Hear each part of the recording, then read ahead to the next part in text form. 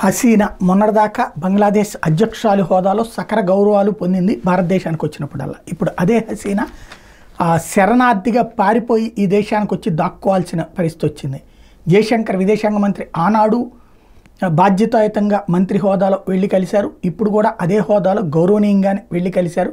ఆమెతో మాట్లాడిన విషయాన్ని అధికారికంగా అందరికీ పంచుకున్నారు. అఖిలపక్ష సమావేశంలో అసాధారణ పరిస్థితుల్లో బంగ్లాదేశ్ ప్రధానమంత్రి పదవిని వీడి మన దేశానికి చేరుకున్న షేక్ హసీనా అక్కడే వరుస ఘటనలతో షాక్లో ఉన్నారని జయశంకర్ చెప్పారు. కోలుకోవడానికి ఆమె కొంత సమయం అవసరమని భావిస్తున్నామని, ఆ తర్వాత హసీనా భవిష్యత్ ఆలోచనలు ఏంటనేది తెలుసుకుంటామని చెప్పారు.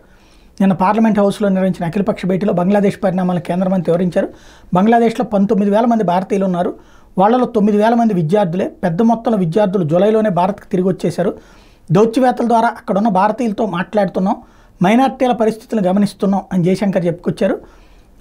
అందరూ అటు పక్కన కాంగ్రెస్ పార్టీతో పాటుగా ఇతర పార్టీల వాళ్ళందరితో కూడా కూర్చున్నారు. ఈ సందర్భంగా కాంగ్రెస్ ఎంపీ రాహుల్ గాంధీ షేక్ హసీనాని గద్దె దింపడం వెనక విదేశీ కుట్ర ఏమైనా ఉందని ప్రశ్నిస్తే జయశంకర్ దాన్ని పూర్తిగా తోసిపుచ్చలేము అని చెప్పారు. బంగ్లాదేశ్లో ఎప్పటికప్పుడు మారుతున్న పరిస్థితులను సునిశ్చితంగా గమనిస్తున్నామని బదులిచ్చారు. సంక్షోభాన్ని ఎదుర్కోవడానికి అనుసరించే వ్యూహం గురించి రాహుల్ అడిగారని తెలిసింది. సైన్యాధిపతి సూచనలతో ప్రధాని పదవికి రాజీనామా చేసిన తర్వాత భారత్కు వచ్చేందుకు అనుమతి కోరుతూ షేక్ హసీనా విజ్ఞప్తి చేశారు. ఫ్లైట్ క్లియరెన్స్ కోసం బంగ్లాదేశ్ అధికారుల నుంచి అభ్యర్థన వచ్చింది. మానవతా చర్యలో భాగంగానే ఆమెకి భారత్లో ఆశ్రయం ఇచ్చామని చెప్పి జయశంకర్ చెప్పుకొచ్చారు.